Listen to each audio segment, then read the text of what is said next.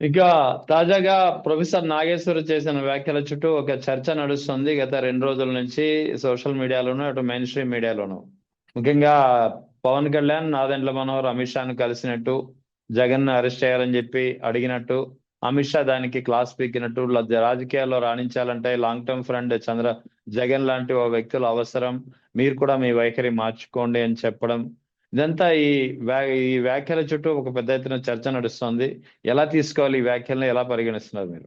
రాజకీయాల్లో అవగాహన లేకుండా తనదైన శైలిలో 14 సంవత్సరాలు పూర్తి చేసేసుకున్నటువంటి పవన్ కళ్యాణ్ గారికి ఇదొక చెంపపెట్టులాగా నేను భావిస్తా ఉన్నాను సార్. ఖచ్చితంగా. ఉమ్, జగన్మోహన్ రెడ్డి గారంటే ఆయన చాలా అండర్ ఎస్టిమేట్ చేస్తున్నాడు గానీ, అసలు జగన్మోహన్ రెడ్డి గారు అంటే వాట్ ఈస్ హీ అనేది ఖచ్చితంగా మోదీ సార్‌కి, అమిత్ షా గారికి తెలుసు సార్. ఎందుకంటే వాళ్ళు 19-24 ప్రజలు తనకిచ్చిన అవకాశాన్ని ఎంత బాగా సద్వినియోగం చేసుకున్నాడో, మరి కరోనా కాలంలో కూడా జీడీపీ రేట్స్ ఎక్కడ తగ్గకుండా ఎలా చూసుకున్నాడో, సంక్షేమ పథకాల ద్వారా మరి బ్యాంకుల్లో అమౌంట్స్ పేదవాడికి వెయ్యటం వల్ల ఎక్కడా కూడా వ్యాపారస్తులు నష్టపోకుండా, ఏ వర్గం కూడా నష్టపోకుండా, అలాగే ప్రజల ఆరోగ్యమే పరమావధిగా ఏ రకంగా మరి నిలబెట్టాడో, అట్లాగే మరి టైమొచ్చినప్పుడల్లా మరి మాకు ప్రత్యేక హోదా కావాలి. అదే ఈవెన్ తిరుపతి ఎంపీ సీటు విషయంలో కూడా ఎక్కడొచ్చినా కూడా ఓపెన్‌గా మరి బహిరంగ సభలో కూడా ఉమ్, పర్సనల్‌గా నేను మీ బిడ్డ లాంటి వాడిని అయితే అవ్వచ్చేమో కానీ, రాష్ట్ర పరంగా కానీ, ఇంకొక రకంగా గానీ, నా నా వ్యక్తిగతంగా మాత్రం నేనేది మిమ్మల్ని కోరుకోను.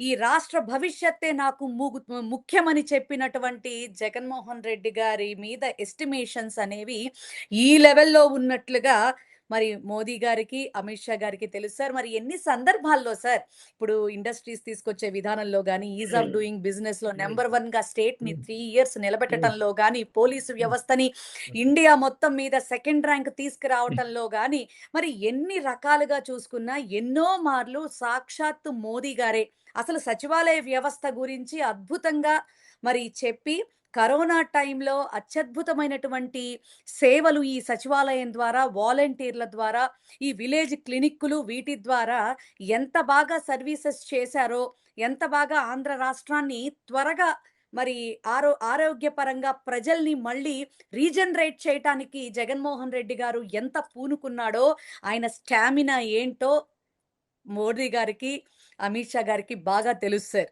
మరి ఏమీ తెలియనటువంటి పవన్ కళ్యాణ్ గారికి కొంచెం అనుభవజ్ఞుడు నాదెళ్ల మనోహర్ గారి కన్నా తెలియాలి సార్. మరి ఆయన కూడా పాపం ఉమ్, గుడ్డెద్దు చేలో పడ్డట్టు అన్నట్టుగా ఎళ్ళిపోతూ మరి పవన్ కళ్యాణ్ గారికి ఎదురు చెప్పలేక అలా నడుస్తున్నాడో ఏమో మాకైతే తెలీదు గానీ, ఆయనైతే మాత్రం ఆయన్ని ఖచ్చితంగా రాంగ్ ట్రాక్‌లో పట్టిస్తున్నాడు సార్ నాదెండ్ల మనోహర్ గారు మాత్రం. మరి ఈ రోజున మాత్రం వాళ్ళకి క్రిస్టల్ క్లియర్‌గా మాత్రం అర్థమయ్యుంటుంది. అమ్మో! జగన్మోహన్ రెడ్డి అనేటటువంటి వ్యక్తి గాదు మహాశక్తి. ఉమ్, ఖచ్చితంగా అతన్ని మనం మనం ఢీకొట్టలేం అనేటటువంటి ఒక ఇదిలోకొచ్చాడు గాబట్టే అటు బీజేపీ కాళ్ళు పట్టుకుని, ఇటు చంద్రబాబు నాయుడిని పట్టుకుని పాపం ఎమ్మెల్యే అవ్వడానికి ప్రయత్నం జేశాడు. కానీ ఉమ్, నేను అంతవరకే ఉంచుకో, కానీ రాష్ట్రానికి గాని, ప్రజలకు గాని, మనకి గాని ఏ రకంగా చూసుకున్నా గూడా ఖచ్చితంగా జగన్మోహన్ రెడ్డి గారు మాత్రమే మనకి లాంగ్ టర్మ్ ఫ్రెండ్. వీళ్ళంటున్నారు ఇంకా ఏదో అంటే డైరెక్ట్‌గా కాకుండా ఇండైరెక్ట్‌గా బానిసనమాట జగన్మోహన్ రెడ్డి గారని మరి ఉమ్, మీకేం జెప్పాలి సార్? అంటే పొత్తుకి, మద్దతుకి నిన్న గూడా ఒక సందర్భంలో చెప్పాను సార్ నేను. స్టేట్ ఉమ్, పార్టీస్‌కి, నేషనల్ పార్టీస్‌కి, రీజియన్ పార్టీస్‌కి తేడా తెలియని కొంతమంది అజ్ఞాన యోధులు టీడీపీలో, జనసేనలో ఉన్నారు సార్. వాళ్ళ ఇష్టం ఉమ్. వచ్చినట్టు మాట్లాడుకుంటున్నారు గానీ, సార్ స్నేహ బంధం వేరు సార్. పొత్తు వేరు సార్ ఖచ్చితంగా. దానికి తేడా తెలియకుండా మాట్లాడేటటువంటి వాళ్ళకి నిజంగా నా నా నేనైతే ఏం చెప్పాలో కూడా నాకు అర్థం హ్మ్. కావట్లేదు సార్. ఆ అజ్ఞానులు ఎప్పటికీ అజ్ఞానులుగానే ఉంటారు ఖచ్చితంగా. అవి తేడా తెలియని వాళ్ళు మా జగన్మోహన్ రెడ్డి గారిని మాట్లాడుతుంటే సింపుల్‌గా నవ్వొస్తోంది అంతే. మా అన్న అంటారు హ్మ్. సార్, "పోనీ పోనీ చూద్దాంలే" అంటారులెండి ఒక చక్కని మాట ఆయన. ప్రతీదీ కూడా చాలా ఈజీగా తీసుకొని ఎప్పుడు, ఎక్కడ, ఏ విధంగా తెలివిగా అడుగు ముందుకు వేయాలో మా జగన్మోహన్ రెడ్డి గారిని చాలా మంది చూసి నేర్చుకోవాలి. అందుట్లో పవన్ కళ్యాణ్ గారైతే ఆ దగ్గర నుంచి మొదలు పెట్టాలి జగన్మోహన్ రెడ్డి గారిని చదవాలంటే. ఖచ్చితంగా. కాబట్టి ఇది రెండో దెబ్బ సార్. లడ్డూ విషయంలో కూడా అమిత్ షా గారు ఉమ్, అక్షింతలేశారు. ఇప్పుడు గూడా. ఎందుకంటే రిజల్ట్స్ ఎక్కడా కూడా ల్యాబ్ రిపోర్ట్స్ అవి బయటికి రాకుండా, కోర్ట్‌లో విషయం బయటికి రాకుండా, మీరు మీ ఇష్టం వచ్చినట్టు మాట్లాడితే, తర్వాత బొక్క బొర్ల పడేది మీరే. పళ్ళు రాలిపోయేది మీకే. కాబట్టి ఉమ్, చంద్రబాబు నాయుడు గారికి, తనకి ఏదన్నా గొడవలుంటే జగన్మోహన్ రెడ్డి గారికుంటే వాళ్ళిద్దరూ ఫైట్ చేసుకుంటారు. ఉమ్, నీకెందుకు నాన్నా? నువ్వు జాగ్రత్తగా ఉండు. నువ్వు ఒకళ్ళ మీద ఆధారపడి బతికేవాడివి. జాగ్రత్త అని చెప్పని అమిత్ షా గారు చాలా బాగా చెప్పి పంపించారు సార్. ఉమ్, ఇప్పటికైనా వాట్ ఈస్ జగన్మోహన్ రెడ్డి అనేది మాత్రం తెలుసుకోకపోతే పవన్ కళ్యాణ్ గారికి మాత్రం ఈసారి ఎలక్షన్స్‌లో ఎందుకంటే అంతకుముందు చాలా ఊదరగొట్టి ఇప్పుడు ప్రతి దానిలో కూడా ఫెయిల్యూర్ అయ్యాడు గదా! ఉమ్. కనీసం నోరెత్తి మాట్లాడను కూడా ఇది తప్పు అని చంద్రబాబు గారిని మాట్లాడట్లేదు గదా! ఏ విషయంలో గూడా. సో, ఇవన్నీ కూడా ఆయనకి ఖచ్చితంగా సంకెళ్ళై గోబ గుయ్యమంటుంది సార్ 29 ఎలక్షన్స్‌లో మాత్రం ఖచ్చితంగా. ఉమ్. ఇవాళ వైఎస్ జగన్ కలిసినట్టున్నారు కదా మీరు, ఏమన్నారు? అవును సార్. అవును సార్. ఏం చాలా చెప్పారు, ఏం చాలా మాట్లాడారు? హ్యాపీ చాలా హ్యాపీగా మాట్లాడారు. ఉమ్, వైఎస్ఆర్‌సీపీ గొంతుకల్లో నేను గూడా ఒక గొంతుకగా ముందుకెళ్ళటం, అది ఆయన దృష్టిలోకి రావడం, ఉమ్, అభినందించడం జరిగింది. చా ఉమ్, చాలా చక్కగా ప్రొనౌన్సియేషన్ అది కూడా చాలా పద్ధతిగా ముందుకెళ్తున్నావమ్మా! అలాగే వెళ్ళు అని చెప్పని ఇంకా గట్టిగా ఫైట్ చేయటం అలవాటు చేసుకోండి అని చెప్పని ఉమ్, అప్రిషియేట్ చేయడం జరిగింది. భుజం తట్టి ప్రోత్సహించారు. భవిష్యత్తులో కూడా ఇంకా బాగా అంటే ఎటువంటి ఇబ్బందులొచ్చినా పార్టీ ఖచ్చితంగా అండదండగా ఉంటుంది. ఎలాంటి వెనకడుగు మాత్రం వెయ్యొద్దు. మ ఖచ్చితంగా డేర్‌గానే ముందుకు వెళ్ళండి అని చెప్పని భుజం తట్టి ప్రోత్సహించారు. సో ఆయన చెప్పినటువంటి మాటలు ముఖ్యంగా మీలాంటి పార్టీలో ఉన్నటువంటి ద్వితీయ శ్రేణి నేతలకు, కార్యకర్తలకు ఎలాంటి స్థైర్యం కలిగిస్తుంది? ఖచ్చితంగా సార్. ఎందుకంటే జగనన్న ఒకటే చెప్పారు. జగనన్న న న జగన్ 2.0 చూపిస్తాను మీకందరికీ ఖచ్చితంగా. ఉమ్, కార్యకర్తలకి ఈసారి ఎటువంటి అన్యాయం జరగదు.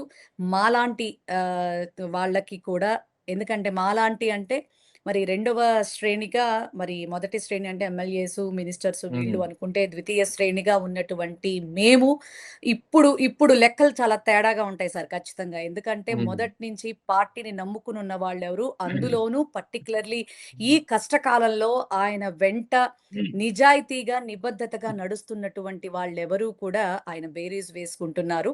ఖచ్చితంగా ఈసారి మాలాంటి వాళ్ళకి అన్యాయం అయితే జరగదు సార్. ప్రతీదీ ఆయన ప్రత్యక్షంగా పరిశీలన చేసుకుంటున్నారు. కార్యకర్తలకి కూడా గొప్ప అండగా నిలబడతారు.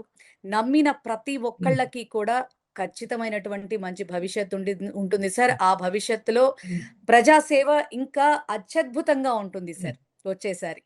ఇక ఇటీవల ఆంధ్రప్రదేశ్ ముఖ్యమంత్రి, తెలుగుదేశం అధినేత చంద్రబాబు నాయుడు సంతానం గురించి చేసినటువంటి వ్యాఖ్యల చుట్టూ పెద్ద ఎత్తున ఒక దుమారం రేగుతోంది. వాస్తవానికి ఇదే తరహా వ్యాఖ్యలు ఆయన గతంలో 2-3 నెలల క్రితం కూడా చేశారు. ఇప్పుడు మళ్ళీ తిరిగి వాటిని రిపీట్ చేశారు. ఏకంగా జాతీయ స్థాయిలో బృందా కారత్ తెలుసు కదా మీకు, కమ్యూనిస్ట్ యెస్ పార్టీ సార్. ఎదురాలు. అవును. బృందా కారత్ కూడా పార్టీలో మెయిన్. ఈ అంశంపై, ఇదే అంశంపై చాలా తీవ్రంగా ఆమె కామెంట్స్ చేశారు. ఆ కామెంట్స్ కూడా వైరల్ అవుతున్నాయి. అంటే మూడో బిడ్డ కంటే 30,000, నాలుగో బిడ్డ కంటే 40,000, అంటే ఒక మహిళను కేవలం బిడ్డలు కనే యంత్రంగా మీరు పరిగణిస్తున్నారా ఏంటి అని చెప్పి ఆమె కూడా చాలా తీవ్రంగానే విరుచుకుపడిన పరిస్థితి. ఈ కామెంట్స్ ని ఎలా చూడాలి, చంద్రబాబు నాయుడు చేసిన వ్యాఖ్యలు? అసలు ఆయనకి ఆ హక్కు ఎవరిచ్చారు సార్? కనండి అని చెప్పటానికి ఆయన ఆయనకి ఎవరిచ్చారు హక్కు? మహిళలంటే అంత చులకనగా కనిపిస్తున్నారా సార్? ఈ రోజున ఒక middle class family or below poverty లైన్‌లో ఉన్నటువంటి ఫ్యామిలీస్‌ని మీరు తీసుకుంటే, ఇప్పటికే సార్ నేను మార్నింగే చూసాను ఏదో న్యూస్‌లో. మరి ఫ్యామిలీ బెనిఫిషరీ కార్డ్స్ అట సార్. ఉమ్, సుమారుగా 1,25,00,000 కార్డ్స్ ఉంటే 10,30,000 మందికో, 40,000 మందికో ఆ కార్డ్స్ ఇవ్వబోతున్నారట. ఏ విధంగా ఈయన న్యాయం చేస్తాడు సార్? ఏ విధంగా ఇట్లాంటి దిక్కుమాలిన అనౌన్స్‌మెంట్స్ ఇస్తాడు సార్? ఏ రకంగా నేనైతే ఒకటే అడుగుతాను సార్. అంటే ఇందాక కూడా మాట్లాడి రావటం జరిగింది సార్.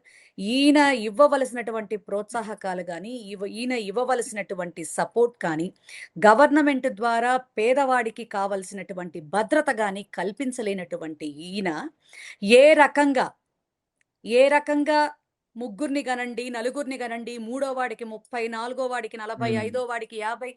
సార్ పూనమ్ కౌర్ గారు కూడా ఓ మాట చాలా గొప్పగా చెప్పారు సార్. ముందు లోకేష్ చిన్నవాడే అవును. గాబట్టి మీ ఇంట్లోంచే మొదలుపెట్టండి అని చెప్పని. ఉమ్, నేను ఆవిడతో ఏకీభవిస్తూ ఖచ్చితంగా వాళ్ళ కొడుకు, కోడలు గారి వయస్సు చిన్నదే గాబట్టి, ఖచ్చితంగా వాళ్ళతో ప్రారంభించి ఆంధ్ర రాష్ట్రానికి ఏదైనా ఒక మాట చెప్తే బావుంటుంది సార్. ఉమ్, మహిళల్ని ఇంత చులకనగా మాట్లాడటం అనేది చాలా దారుణం సార్. ఒక్కటే చెప్తాను సార్. ఇప్పుడు గూడా ఈ మెడికల్‌కి సంబంధించే దాని గురించే మాట్లాడుతున్నాను సార్ మహిళల పరంగా. ఈ రోజుకి కూడా తండాల్లో, కొండ ప్రాంతాల్లో, డోలీలల్లో ప్రసవం కాబడినటువంటి మహిళల్ని నలుగురు మనుషులు మోసుకొనొచ్చి ప మ ఉమ్, మ పీహెచ్‌సీ సెంటర్స్‌లో, జనరల్ హాస్పిటల్స్‌లో ప్రసవాలు చేయిస్తున్నటువంటి సందర్భాలున్నాయి సార్.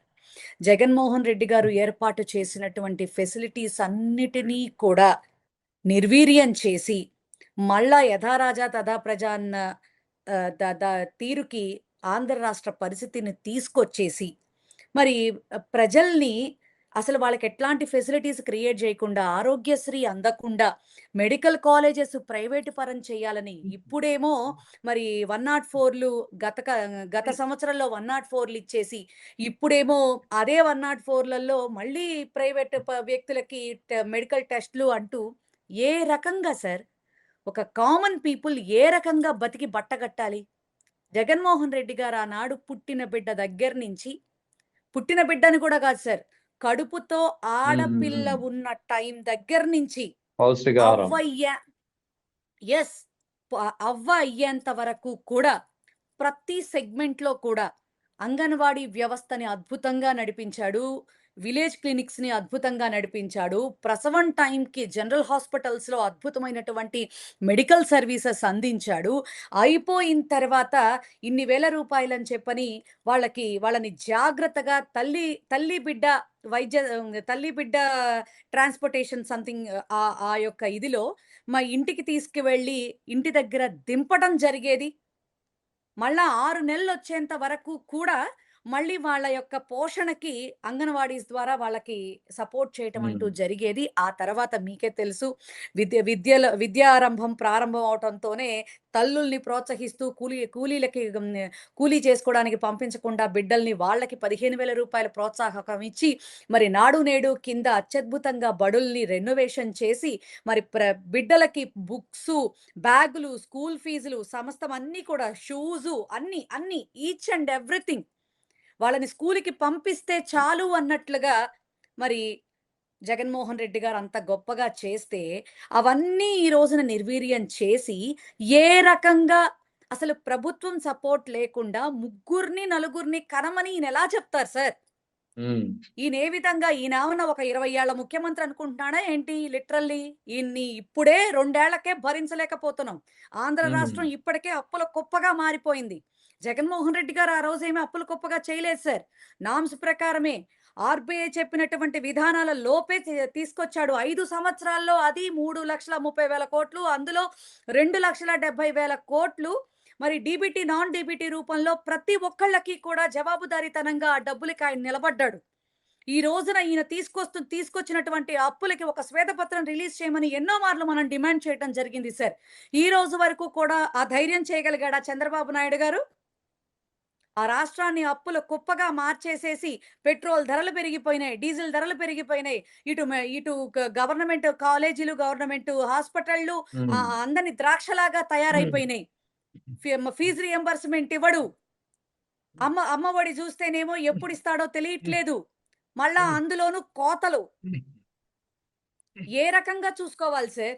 ఇప్పుడేమో బ మ ఫ్యామిలీ బెనిఫిట్ కార్డ్స్ అని చెప్పని ఇప్పుడేమో 1,25,00,000 మంది బెనిఫిషరీస్ ఉంటే దాన్ని 10,20,000 మందికి కుదించేసేయటం ఎంత మటుకు ఉమ్. ఈ ప్రభుత్వం చేస్తున్నటువంటి న్యాయమైన చర్యగా మనం భావించాలి సార్ మనం? Right, right. చాలా అన్యాయంగా చంద్రబాబు నాయుడు గారి వైఖరి శృతిమించి రాగాన పడుతోంది సార్. ఖచ్చితంగా ఈ రాగాలు మూతపడే రోజులు దగ్గరలోనే ఉన్నాయి సార్. ఆంధ్ర రాష్ట్ర ప్రజలు కూడా ప్రతి ఒక్కటి గమనించుకుంటూనే ఉన్నారు. సరైన బుద్ధి చెప్పటానికి వాళ్ళు సిద్ధంగా కూడా ఉన్నారు సార్. మేడం చూశారు కదా, ముఖ్యంగా భవ్య అనే సంస్థ వాస్తవానికి 108, 104 వెహికల్స్ ని మెయింటెనెన్స్ ని ఇదే సంస్థకు 3,000 కోట్లకు గత ఏడాది కూటమి ప్రభుత్వం అప్పగించింది. ఇప్పుడు తిరిగి ఇదే సంస్థకు 104 వాహనాల్లో అంటే మొబైల్ మెడికల్ యూనిట్లలో వైద్య పరీక్షలు చేసే కారణంతో ఏడాదికి 162 కోట్లు, 4 ఏళ్ల సమయానికంటే 700 కోట్ల కాంట్రాక్ట్ కి ధనాన్ని దుర్వినియోగం చేయడం కాదా? ఎలా చూడాలి ఈ అంశాన్ని? ఇది అబ్సల్యూట్లీ దుర్వినియోగంగానే మన కళ్ళకి కనిపిస్తోంది సార్. అంతేకాదు ఆంధ్ర రాష్ట్ర ప్రజలు కూడా వాళ్ళ ఆరోగ్య భద్రత అనేది ఇక మనకి ఉండదు అని. ఎందుకంటే బిలో పావర్టీ లైన్ కింద ఉన్నటువంటి ప్రతి పేదవాడు కూడా ఈ విలేజ్ క్లినిక్స్ ని కానివ్వండి, జగన్మోహన్ రెడ్డి గారు ఏర్పాటు చేసిన విలేజ్ క్లినిక్స్ కానివ్వండి, ఆ తర్వాత పిహెచ్సి సెంటర్స్ గా ఉన్నటువంటి పిహెచ్సి సెంటర్స్ గాని మరి 2 చోట్ల కూడా సద్వినియోగం చేసుకోవటంతో పాటు ఆరోగ్యశ్రీ ఫెసిలిటీని గాని, అలాగే గవర్నమెంట్ హాస్పిటల్స్ ని గాని దాన్ని మోడర్నైజ్ చేసి మరి అన్ని ఫెసిలిటీస్ కూడా క్రియేట్ చేసి ప్రతి ఒక్క మెడికల్‌కి సంబంధించినటువంటి వ్యవస్థని బలోపేతం చేసి ప్రతి పేదవాడి ముంగిట్లో ఉంచినటువంటి జగన్మోహన్ రెడ్డి గారు, మరి ఈ రోజున చంద్రబాబు నాయుడు గారిని చూస్తే ఏమనాలో కూడా అసలు ఒక ఆలోచన కూడా రానటువంటి పరిస్థితుల్లో ఉన్నాం సార్. ప్రతీదీ గూడా ప్రైవేటీకరణ అంటూ మా జగన్మోహన్ రెడ్డి గారు అన్నట్లుగా దాచుకుందాం అనేటటువంటి కాన్సెప్టే. ఏదైనా అసలు ప్రజలు మనకి ఓట్లేశారు కాబట్టి వాళ్ళకి జవాబుదారీతనంగా, వాళ్లకు మేలు జరిగేటటువంటి విధంగా ఏదైనా చేద్దామా అనేటటువంటి మనస్సాక్షి లేకుండా ప్రతి ఒక్క దానిలో కూడా మన వాళ్ళకి ఎంతొస్తుంది, మనకెంతొస్తుంది, మన కార్యకర్తలు ఎంత మూట కట్టుకోగలుగుతారు, నేనెంత మూట కట్టుకోగలుగుతాను అనేటటువంటి కాన్సెప్ట్‌లో తప్ప ఈయన తీసుకునేటటువంటి ఏ ఒక్క నిర్ణయం కూడా ఆంధ్ర రాష్ట్ర ప్రజల భవిష్యత్తుకి ఉపయోగపడే విధంగా లేదు అనడంలో మరొక ఉదాహరణ సార్. ఈ 104 mobile units, medical mobile units. ఎంత దారుణం కాకపోతే సార్, జగన్మోహన్ రెడ్డి గారు నిజంగా ఆనాడు స్వచ్ఛాంధ్ర కార్పొరేషన్ ద్వారా మరి స్టేట్, సెంట్రల్‌ని కలుపుకొని ఆయన ఇక్కడ మన ఆంధ్రప్రదేశ్‌లో 1000 104లు, 1000 108లు ఎంత గొప్పగా ఆయన రిలీజ్ చేయడం జరిగిందంటే, తండాల దగ్గరలో కూడా మరి ప్రజలకి ఇబ్బంది లేకుండా మరి మెడికల్ సర్వీసెస్ అందించినటువంటి ఘనత జగన్మోహన్ రెడ్డి గారిది సార్. మరి మీరు చూసుకుంటే మరి 14-19లో కూడా ఇదే విధంగా మెడాల్ అనేటటువంటి కంపెనీకి మరి 300 కోట్లకి మరి అప్పుడు కూడా ఇది చేసినటువంటి పరిస్థితి. కానీ జగన్మోహన్ రెడ్డి గారు వచ్చిన తర్వాత మరి పిహెచ్సిస్ ఏమో మనకి ఈ అర్బన్ పరిధుల్లో ఉంటే రూరల్‌లో ఇబ్బంది అవుతుందని చెప్పని విలేజ్ క్లినిక్స్ అనేవి ఏర్పాటు చేసి ఒక ఏఎన్ఎంని, ఒక మెడికల్ ఆఫీసర్‌ని కూడా అక్కడ పెట్టినటువంటి పరిస్థితులు సార్. వారానికి ఒకసారి 104లో మరి మరి ఎంక్వైరీకి వెళ్ళినప్పుడు అక్కడ రక్త పరీక్షలు మరి చేయించి మరి పిహెచ్సిస్ ద్వారా మరి ఆ పరీక్షలకి మరి ఫలితాలు ఇవ్వడం జరిగేది. నిజంగా ప్రతి ఒక్కరు అంతకు మించి ఏదన్నా అవసరత ఉంటే గనక చక్కగా గవర్నమెంట్ హాస్పిటల్స్‌ని చాలా బాగా యుటిలైజ్ చేసుకునేవాళ్ళు. ఆ రోజుల్లో 90-24 మెడికల్ హాస్పిటల్స్ కళకళలాడిపోయినాయి సార్ నిజంగా. ప్రతి ఒక్క పేదవాడు కూడా కార్పొరేట్ లెవెల్‌లో మరి మరి ఆరోగ్యపరమైనటువంటి అవకాశాలన్నిటిని కూడా అందిపుచ్చుకున్నారు ఆ రోజుల్లో. అన్ని టైప్స్ ఆఫ్ మెడికల్ ఫెసిలిటీస్‌ని ఈ ఆంధ్ర రాష్ట్ర ప్రజలు అనుభవించటం జరిగింది. నిజంగా జగన్మోహన్ రెడ్డి గారు ఇప్పుడు కూడా ఆయన గనక ఉండుంటే మనం అసలు ఈ సచివాలయ వ్యవస్థ యొక్క మరొక రూపం కానీ, మరి ఈ విలేజ్ క్లినిక్స్ కానీ, అలాగే 17 మెడికల్ కాలేజెస్ మరి కంప్లీట్‌గా ఇదయ్యి ఇటు మెడికల్ సీట్స్ మనకి రావడంలో కానీ, మెడికల్ సర్వీసెస్ ప్రజలకు ఇవ్వడంలో కానీ నిజంగా 100% సక్సెస్‌ని మనం చూడగలిగే వాళ్ళం సార్. అంతేకాదు ఆరోగ్యశ్రీకి ఎక్కడా కూడా మరి పెండింగులు పడేవి కాదు. బకాయిలు మరి ఇలా పెండింగ్ పెట్టి మరి ప్రజల్ని ఇబ్బంది పెట్టేటటువంటి పరిస్థితి ఎప్పుడూ చూసేవాడు కాదు జగన్మోహన్ రెడ్డి గారు.